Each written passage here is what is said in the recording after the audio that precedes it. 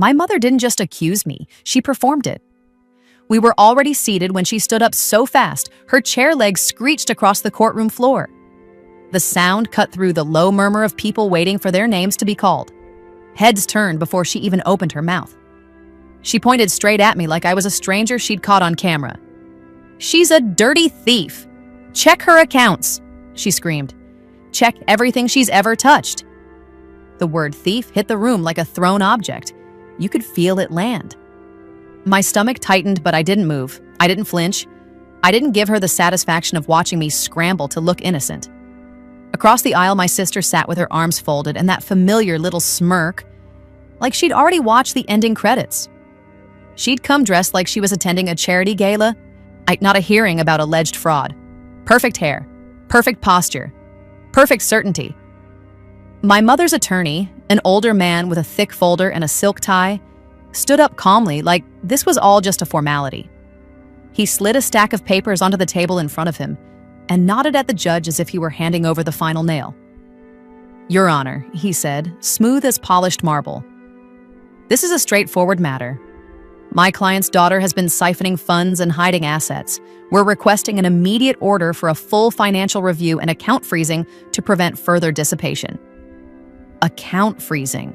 They didn't just want to shame me, they wanted to lock me out of my life and call it justice. I kept my hands folded in my lap, my nails pressed lightly into my palm, not enough to leave a mark, just enough to keep my body grounded. Why, I could feel eyes on me, curious, judgmental, hungry. In the front row, my mother's friend from church leaned forward, lips pursed like she was already deciding what she'd tell people after. 2 rows behind her, someone whispered my mother's name like it was a headline. The judge didn't react to the drama. He was the kind of judge who looked like he'd seen every human emotion and had stopped being impressed by any of them. Silver hair, tired eyes, voice measured when he spoke. He held up a hand. "Ma'am," he said to my mother, not unkindly, "sit down." My mother sat, still breathing hard, still vibrating with anger she'd rehearsed in the mirror. She glanced at me like she wanted me to beg. I didn't.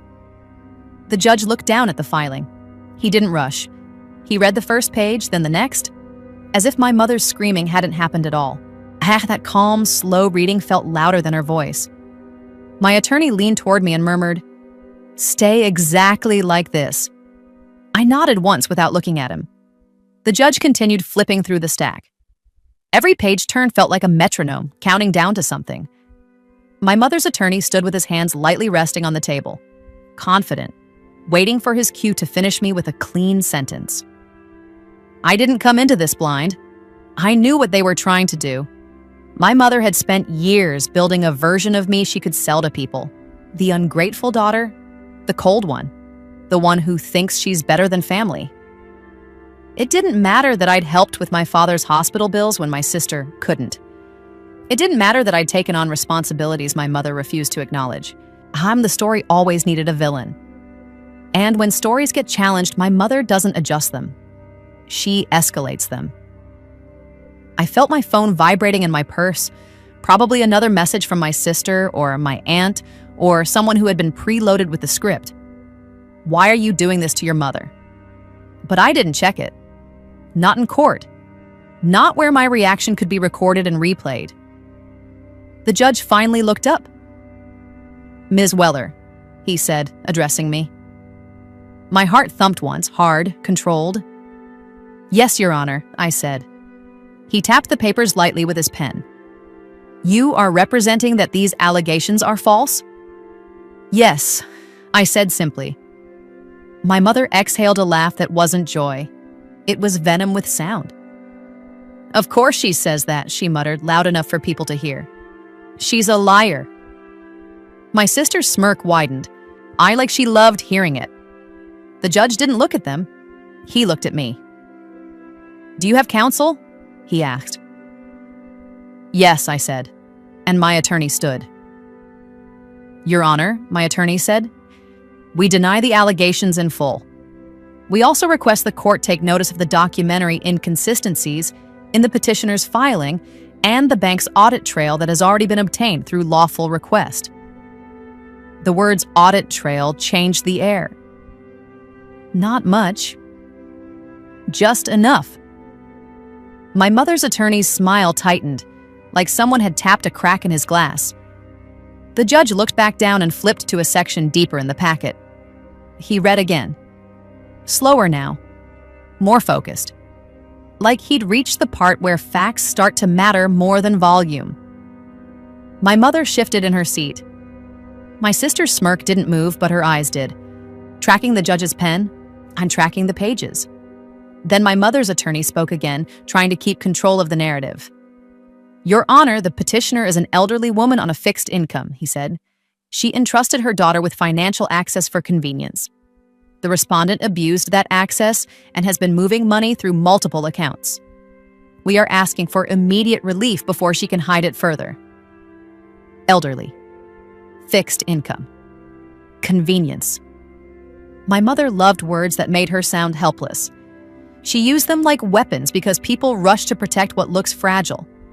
I didn't argue the adjectives. I didn't say that's not true. I didn't list my receipts out loud like a desperate person. I waited, because I knew something my mother's attorney didn't. The judge wasn't just reading accusations.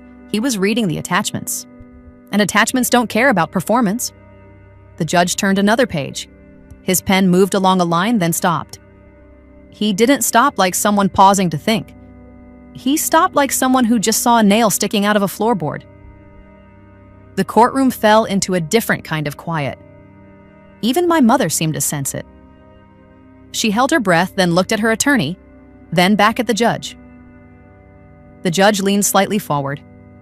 He tapped the same line with the tip of his pen once, twice, as if confirming it was real. Then he looked up and said, "Counsel."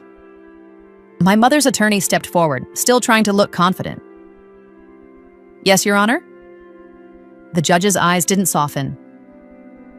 "I have a question about this filing," he said, tapping that line again. "Specifically this section." My sister's smirk finally twitched, and the judge's gaze moved across the room, slow, deliberate, and landed on my mother. My mother blinked twice, like the world had taken a step she didn't authorize. The judge lowered his eyes back to the page and read one line out loud. It was short. It was clean. It was the kind of sentence that doesn't sound dramatic until you realize it changes everything. The air left the room anyway. My mother's face went pale so quickly it looked like someone had drained the color out of her in one pull, and my sister's smirk disappeared like it had never been there. For a second, nobody moved. My mother's mouth stayed slightly open like her own breath had betrayed her. Her attorney's hand tightened on the edge of his table, knuckles whitening, the confidence in his posture suddenly looking staged. The judge didn't repeat himself. He didn't need to. He tapped the line again, slow, then read it one more time with the same flat tone you'd use to read a street sign. Withdrawal requested in person by petitioner. Identification verified at branch. My mother blinked hard. Once, twice. Then her eyes flashed to my sister as if she could outsource the panic. My sister's smirk didn't just disappear this time, it collapsed. My mother's attorney cleared his throat. "Your Honor," he said quickly, "that appears to be a banking notation. It may be—" The judge lifted a hand. "Counsel," he said, calm and tired, "it is your exhibit." Silence again. A clean one. Because that's what kills a performance. When the person on stage realizes the props are pointing the wrong way. My mother's voice came out thin and too loud. "That's not what it means," she snapped. "They're twisting it." The judge didn't look at her. He looked at her attorney. If the petitioner is alleging the respondent stole funds, why is there an attachment indicating the petitioner herself requested the withdrawal in person? My mother's attorney opened his mouth, then closed it. He glanced down at the stack like he was seeing it for the first time. I didn't speak. I let him struggle inside his own filing. My attorney stood, smooth and measured. "Your Honor, if I may," he said. "That line is the reason we oppose any emergency freeze. The petitioner's narrative does not match the objective access history." The judge's eyes shifted to my attorney. "What access history?" he asked. My attorney slid a thin packet forward, calm, organized, labeled, like he'd been waiting for this exact moment. Bank access log and teller verification summary, he said, lawfully obtained through the bank's records department with the proper authorization and case number. It shows when my client's access was removed and who conducted the disputed withdrawals. My mother's attorney cut in fast, voice sharper now. Objection, Your Honor. This is not authenticated. The judge held up a hand again. This is a civil proceeding, he said. I'm not admitting it as final evidence today, but I am considering whether there is a basis for emergency relief. He looked back down at the line he'd read out loud. Then he looked at me. Ms. Weller, he said, did you take money from your mother's account? No, Your Honor, I said simply, and I did not have access when the withdrawals occurred. My mother made a sound, half laugh, half choke. Liar, she hissed. Amish the judge didn't react. He turned to my mother. Ma'am, he said evenly, do you understand that if you filed sworn allegations that are knowingly false, that has consequences? My mother's face went a shade lighter. I just want my money back, she said, voice wobbling now, trying to pivot into victimhood. She's always been cold. She thinks she's smarter than everyone. That word again. Cold. She loved it because it makes people assume the worst. My attorney didn't argue her adjectives. He argued mechanics. Your Honor, he said, the petitioner is asking you to freeze my client's accounts based on a story. But the bank's own notation in her exhibit indicates the petitioner appeared in person and completed a withdrawal with identification verified. That is not a remote theft. That is a teller transaction. The judge's pen tapped once on the bench. Then he did something that changed my mother's entire body language. He asked for the one thing she couldn't perform her way out of. Counsel, he said to my mother's attorney, bring the petitioner to the bench. My mother stiffened like she'd been grabbed by a wire. She walked forward, too carefully trying to look dignified while her eyes kept darting. My sister stayed seated, suddenly very interested in her own fingernails. The judge leaned down slightly and spoke in a lower voice, but it carried. Ma'am, he said, I'm going to ask you directly. Did you go to your bank branch and request a withdrawal on the date listed in your exhibit? My mother's lips parted. Her gaze flicked to her attorney again. He didn't help her. He couldn't. I don't remember, she said, and the lie sounded different in a courtroom. Smaller. Cheap. The judge didn't raise his voice. Your filing requests immediate relief because you claim your daughter is dissipating assets, he said. Yet your own attachment suggests you withdrew funds in person. Not remembering is not an answer. My mother's eyes flashed with anger, then fear, then something like calculation. She made me do it, she blurted suddenly. She pressured me. She's manipulative. She told me what to sign. I felt my stomach tighten, but my face stayed still. Because there it was, the pivot. If she couldn't deny the action, she'd reframe it as coercion. My attorney didn't flinch. Your Honor, he said, if the petitioner is now alleging coercion, we will need the branch surveillance, the teller notes, and the ID verification scan. Those are objective. The judge nodded slowly. That seems appropriate, he said. Then he looked at my mother's attorney. I am denying the emergency freeze today, he said. There is not a credible basis for it on this record. My mother inhaled sharply like she'd been slapped. The judge continued, I am ordering both parties to preserve all financial records, communications, and devices relevant to these allegations. I am also ordering a limited subpoena to the bank for transaction logs, access changes, and any identity verification records for the disputed withdrawals. My mother's attorney tried to recover. Your Honor, my client is afraid the respondent will move funds. The judge cut him off. Your client is the one who came into court asking for an emergency order while submitting an exhibit that undermines her claim, he said, eyeing still calm. That concerns me. He paused, eyes on the papers again, then added, "And I am setting an evidentiary hearing, quickly." My sister's head snapped up at that, because she knew what an evidentiary hearing meant. It meant the bank would talk, the logs would talk, the camera would talk, and there would be nowhere left for a smirk. As we gathered our things, my mother stood there at the bench, breathing too fast, trying to hold on to some shred of control. Her attorney whispered in her ear, frantic now. My sister stared at me like she wanted to carve the calm off my face. In the hallway outside, the fluorescent lights made everyone look sick. My mother hissed my name like a threat. "You think you won," she whispered. "You think the judge saved you. He didn't." I didn't respond. I watched her eyes, I watched her hands, and I watched the way she kept touching her purse like there was something inside it she wanted to grab. My sister stepped closer, voice low and sharp. "You're so proud of your paperwork," she murmured. "Let's see how calm you are when your accounts stop working." I didn't blink. "What did you do?" I asked. She smiled without warmth. "I called your bank before court," she said. "I told them you were draining Mom's money. I told them you were unstable. I told them to freeze you before you could run." My throat tightened, but my voice stayed flat. "And you put that in writing?" My sister's smile twitched. "Doesn't matter," she said. Then my phone buzzed in my bag. Not a call. A push notification. I pulled it out, unlocked it, and saw one red line across my banking app. Access restricted. "Please contact your financial institution." My mother exhaled a soft, satisfied laugh behind me like she'd just heard the verdict she wanted.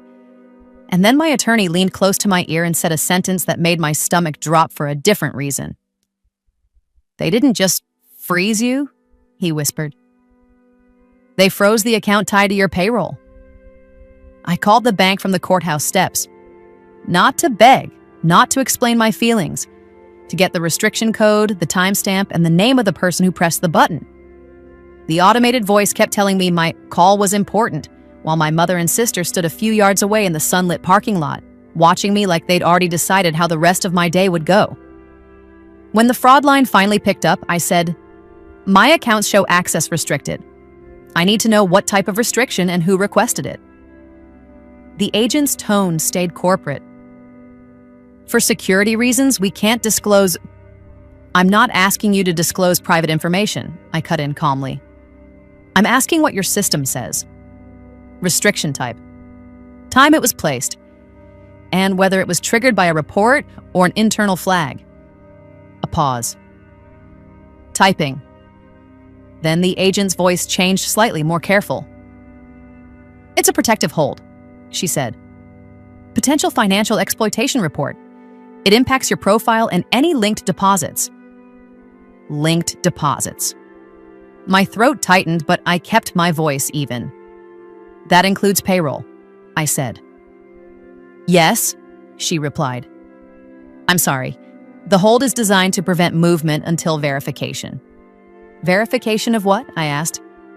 "Identity and authorization," she said. You need to come to a branch with identification. Ask for a branch manager and tell them to contact our risk team." "Which branch placed it?" I asked. Another pause. More typing.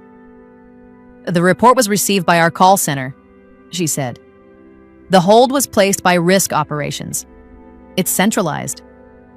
Centralized meant there was a log. Logs meant timestamps. I ended the call, took one slow breath, and walked to my car without looking back at my mother's face.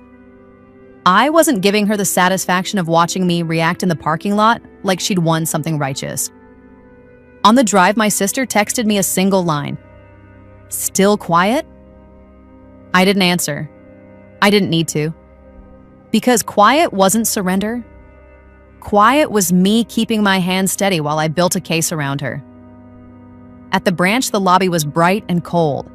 People sat in chairs staring at their phones, pretending their money wasn't one click away from disappearing. I walked straight to the front desk and said, "I need a manager. My access is restricted under a protective hold, and it's affecting payroll." The teller's eyes flicked up, then softened into that practiced seriousness. "One moment," she said. A few minutes later, a man in a gray suit introduced himself as Travis Bennett, branch manager. He didn't smile. He didn't joke. He led me into a small office with a glass wall and sat across from me like he was about to perform surgery. "ID," he said gently. I handed it over. He scanned it, clicked through screens, and his posture changed the moment he saw the whole details. "Okay," he said quietly. "This is a risk restriction tied to a report of elder financial exploitation." I didn't blink. "My mother filed it," I said. Travis lifted his eyes. "That's possible," he said carefully. "We don't treat any report as truth. We treat it as a trigger to verify." "Then verify," I replied. "And while you do, I want to know who called it in and what time." He hesitated. "We don't disclose reporters." "I'm not asking you to disclose," I repeated, calm. "I'm asking you to read what's in your note field. If your system includes a caller name or number, that's part of the record." Travis stared at the screen for a long beat. Then he clicked into a tab that looked like it had too many small boxes and too much liability. He scrolled once. Then he went still. Not dramatic. Not shocked. Just still. "Ma'am?" he said, voice lower now. "The report came in this morning." "What time?" I asked. He read it off. 8:51. I nodded once. "And the caller?" Travis didn't answer immediately. He clicked another field. His jaw tightened slightly as he read. Then he looked up at me and asked, "Do you have a sister?" My pulse hit once, hard, then steadied. "Yes," I said. "Why?" Travis rotated the monitor a few inches so I could see one line in the notes. Caller identified herself as Taryn Weller, sister of account holder. The sentence didn't yell. It didn't accuse. It just existed. I kept my voice level. "Can you pull the recording?" I asked. Travis nodded slowly. "We can request the call recording internally," he said, "but I can also read you what was documented." "Read it," I said. He skimmed the notes and his voice flattened into pure procedure. "Caller alleges unauthorized transfers. I claims you are stealing from mother. Requests immediate restriction before she drains everything and runs," he read. Then he paused, eyes narrowing. "And the caller attempted to add herself as an authorized contact for verification." I stared at him. "She tried to attach herself to my profile while accusing me," I said. Travis nodded once. "Yes," he said. "And that is concerning." I swallowed, slow. "I want that noted," I said. "And I want a printout of this log." "We can give you a case reference and a summary," he said. "But full internal notes?" "Then give me the summary," I replied. "And I want the exact timestamp and the caller name included."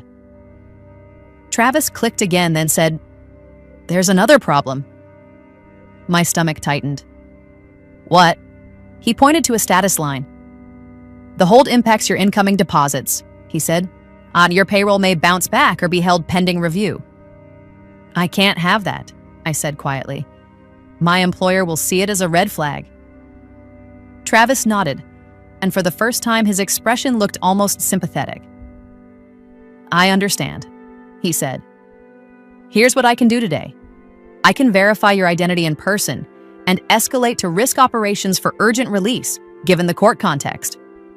"Court context," I repeated. I slid the hearing notice from my folder. Case caption, docket number, my mother's name as petitioner. Travis read it and his eyes tightened again. "Your mother filed against you," he said. "Yes," I answered. "She screamed I was a thief in court this morning. Then my sister called your fraud line." Travis exhaled slowly. "Okay," he said. "That pattern matters." He typed, attached my ID verification, attached the court document, and clicked a button labeled Escalate. The screen flashed, then settled. "Risk will review," he said. "But it may take time." "How much time?" I asked. He didn't give me a number. He gave me a truth. Not minutes, he said. I stood. Then I need documentation from my employer, I said. Something that says this is a disputed restriction triggered by a third-party report. Travis nodded. I can give you a manager letter stating there is a temporary restriction under review and that you appeared in person to verify identity, he said. Do it, I said. He printed it on letterhead and stamped it. The stamp thudded onto the page like a small promise. I left the branch and drove straight to my office. I didn't even make it to my desk. HR was waiting at the entrance like they'd been standing there for a while, pretending it was a coincidence. A woman in a black blazer with a visitor badge clipped to her lapel stepped toward me. Naomi? She asked. Yes, I said.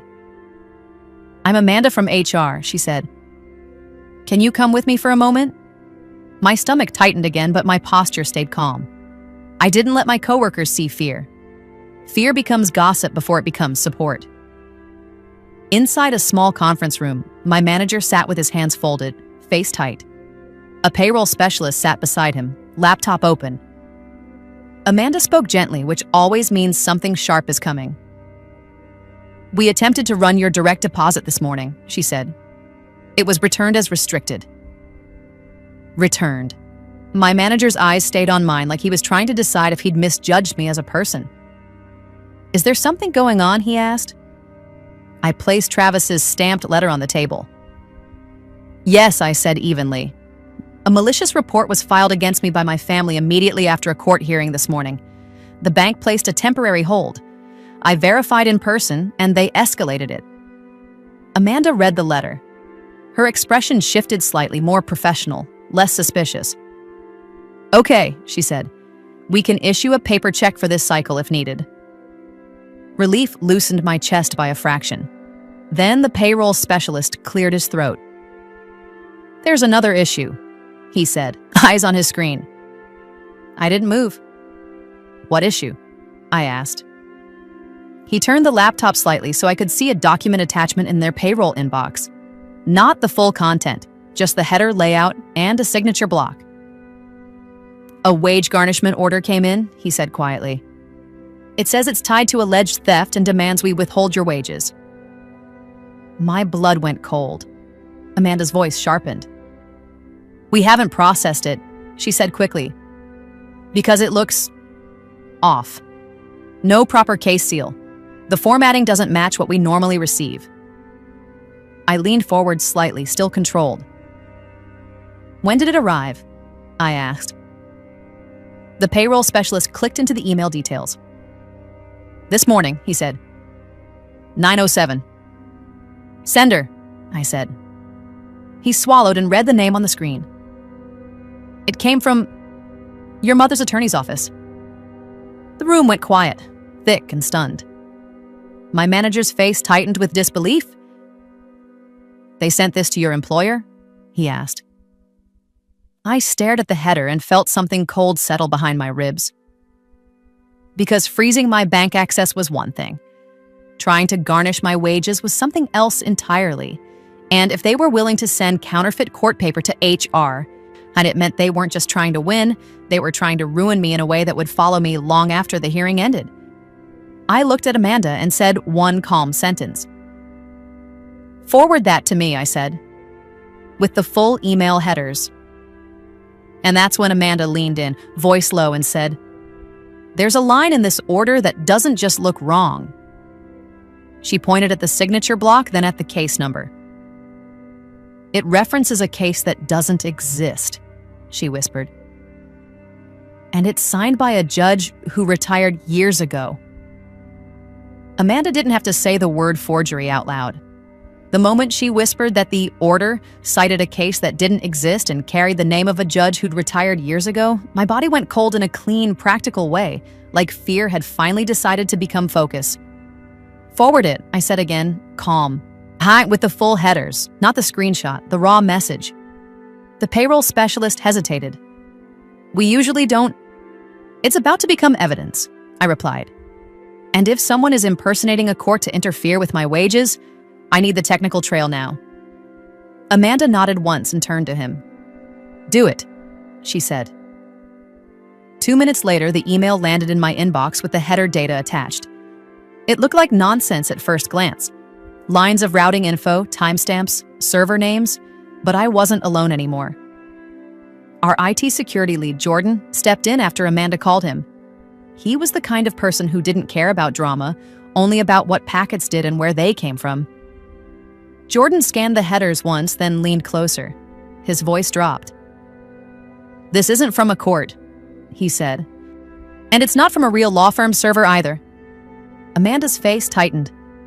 "But it shows their name." "Display name means nothing," Jordan said, already scrolling. "Look here." He pointed at one field and read it aloud. "Return path doesn't match the from address. SPF failed. DKIM not signed." He scrolled again, then stopped. "Here," he said. "Originating IP." My pulse hit once. "What does it show?" I asked. Jordan looked at me. "Residential internet," he said. "Not a law firm, not a courthouse, a home connection." Amanda's mouth tightened. "Can you geolocate it?" Jordan nodded. "Roughly," he said. He typed quickly, then turned the screen slightly. The location wasn't exact, but it was close enough to make my stomach tighten. It mapped to the same town my mother lived in. I didn't smile. I didn't react. I just nodded once like I'd expected it. Because I had. People like my mother don't outsource cruelty.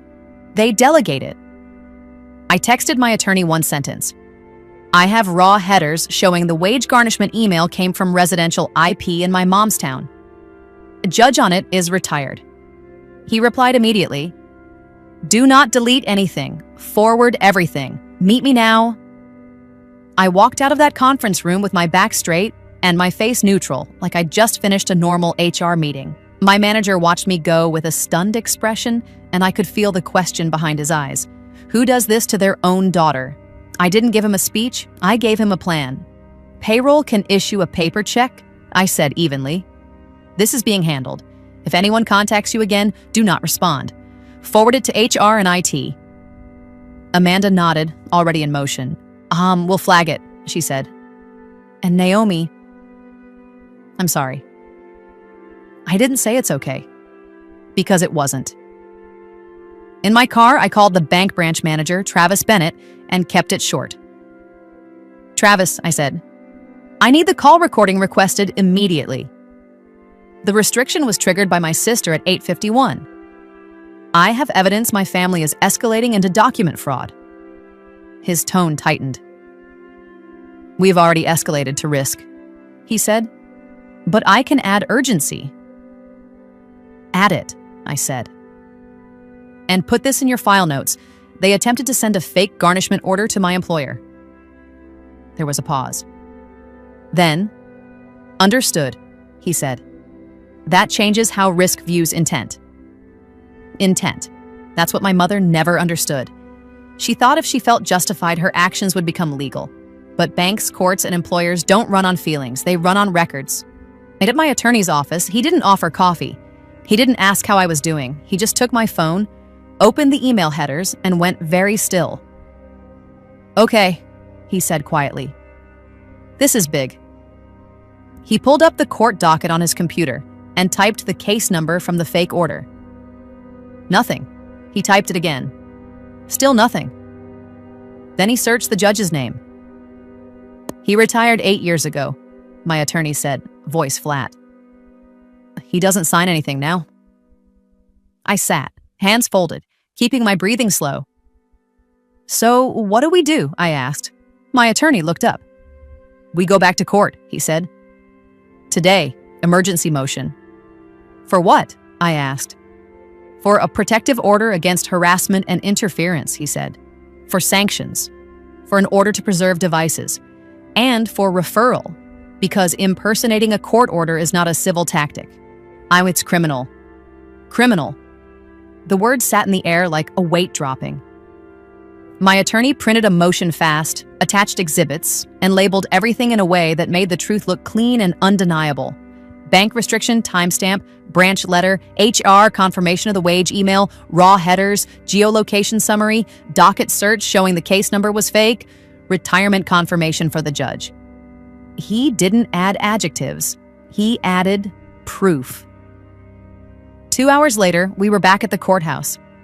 Different hallway. Same fluorescent lighting that makes everyone look guilty. My mother and sister weren't there yet, which didn't comfort me.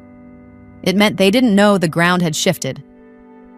We filed the emergency motion and waited.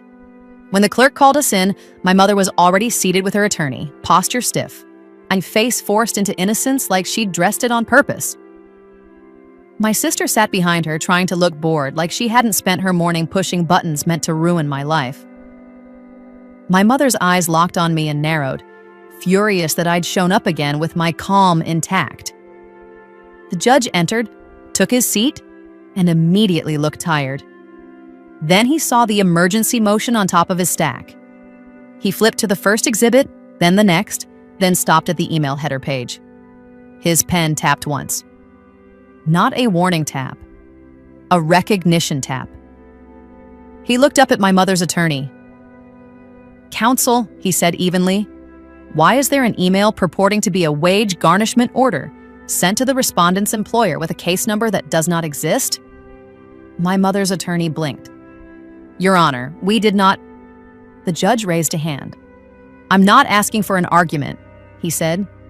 "I'm asking for an explanation." My mother leaned forward too fast, voice sharp. "She's making it up," she snapped.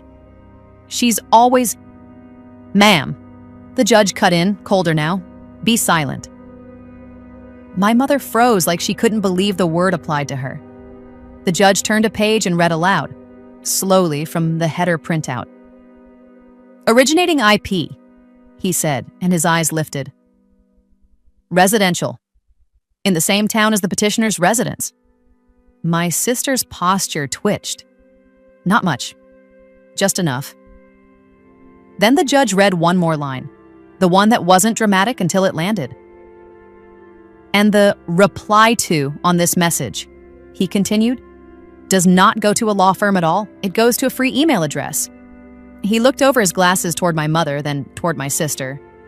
"Which means," he said, voice flat, like someone attempted to impersonate a court order to interfere with wages, "that is not a litigation strategy. That is fraud." My mother's face drained of color so quickly it looked unreal. Her attorney stood halfway, hands up.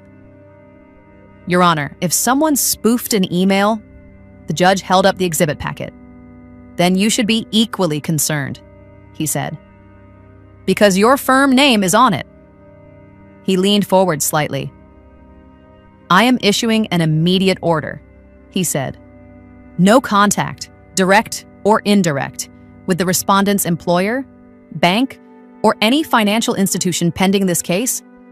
Any violation will be met with contempt proceedings." My mother's eyes went wide. My sister's mouth tightened.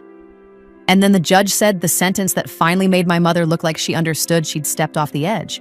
"But I am also referring this matter to the court's fraud unit and the district attorney for review," he said.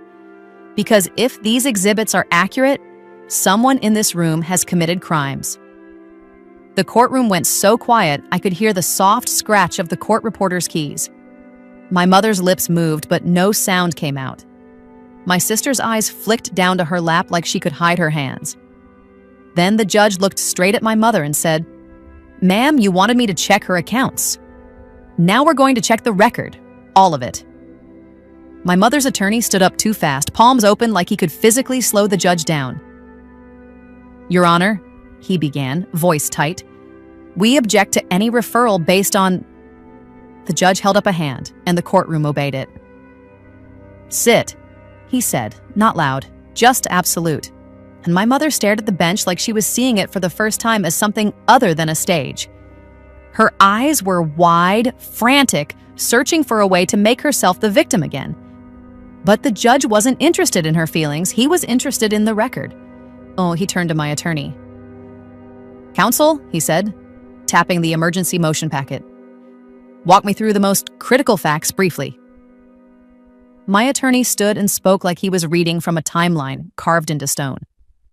Your Honor, this morning, the petitioner accused my client of theft and requested emergency financial relief. The petitioner's own exhibit contradicts the claim by noting an in-person withdrawal by the petitioner with ID verification. Within the hour, I, the petitioner's daughter, my client's sister, called the bank alleging exploitation and attempted to add herself as an authorized contact. That triggered a protective restriction affecting payroll. Then a forged wage garnishment order was emailed to my client's employer using a non-existent case number and the name of a retired judge. IT confirmed the message failed authentication and originated from a residential IP in the petitioner's town. The judge nodded slowly, eyes hardening with each sentence like he was locking the pieces into place. Then he looked at my mother's attorney. "Counsel," he said, "does your office send wage garnishment orders to employers by email with a retired judge's name?" My mother's attorney swallowed. "No, Your Honor," he said. "Does your office use free email addresses?" the judge asked, "more as reply to for court orders?" "No," the attorney said again, voice smaller. The judge turned the packet slightly and read one line out loud, steady and cold. "Reply to Taryn.Weller at..." My sister's shoulders twitched. That was the moment.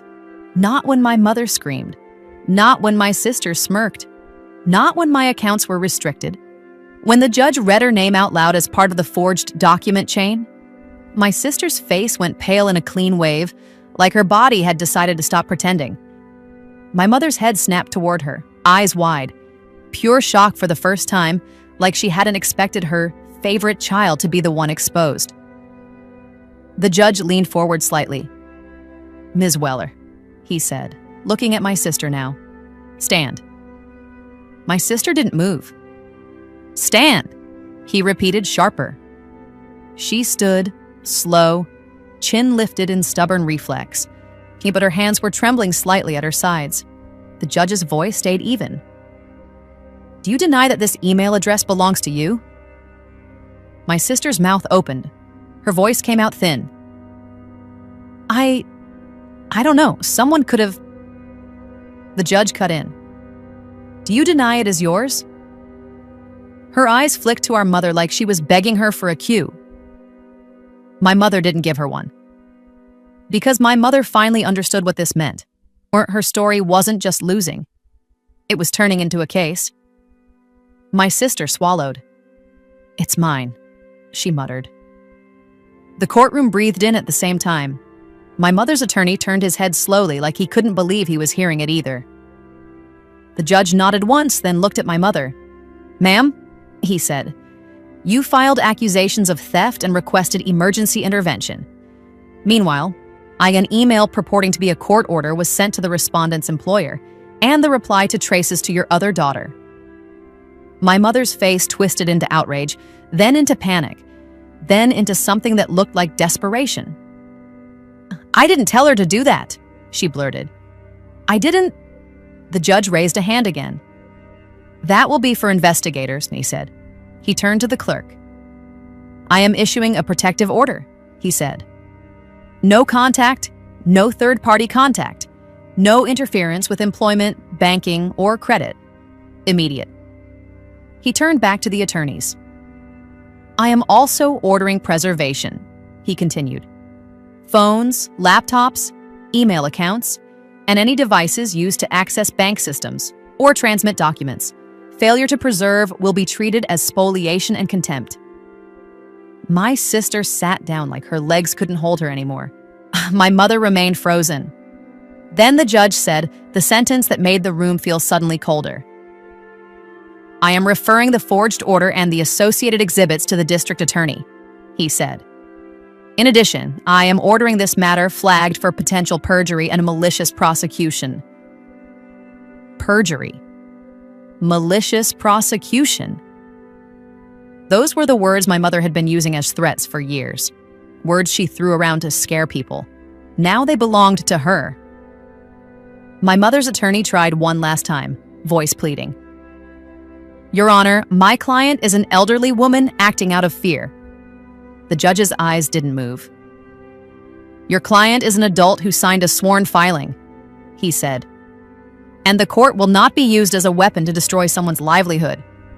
He looked directly at my mother and said, flat and final, well, this court is not your stage. My mother's lips trembled. She looked around the courtroom and saw what she'd been hunting for: witnesses, sympathy, support.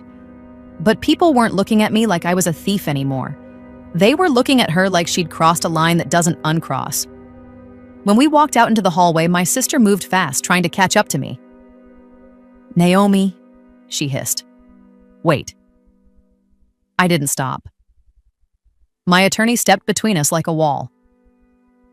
Do not speak to her, he said firmly. Not one word. My sister's eyes flashed with hate. You think you're clean? She snapped. You think... My attorney didn't blink. She's documented, he said. You're exposed. My mother stood behind her, face blank, like her brain was still trying to rewrite what had happened. But the court had already written it down. And courts don't forget. 2 weeks later, the bank provided the call recording and internal notes under subpoena, confirming my sister initiated the exploitation report and attempted to add herself as an authorized contact. My payroll hold was lifted within 48 hours, and HR documented the forgery attempt as an external fraud incident, which protected my employment record. The district attorney filed charges against my sister for attempted fraud and forgery-related offenses tied to impersonating a court order, and the court issued sanctions against my mother for filing knowingly false allegations and pursuing relief based on claims contradicted by her own exhibits. The protective order became permanent for the duration of the case, and when my mother tried to explain herself by contacting my workplace again through a third party, she was cited for contempt. The final hearing ended the way she never expected. The judge dismissed her petition with prejudice, and the only accounts that got scrutinized were the ones she tried to weaponize, because the audit trail doesn't care who cries loudest. In the comments, tell me this. If someone tried to ruin your job with a fake court order, would you go quiet and collect proof? Or would you confront them immediately and risk giving them the reaction they want? Oh, if you want more stories like this, hit like, subscribe, and I'll see you in the next video.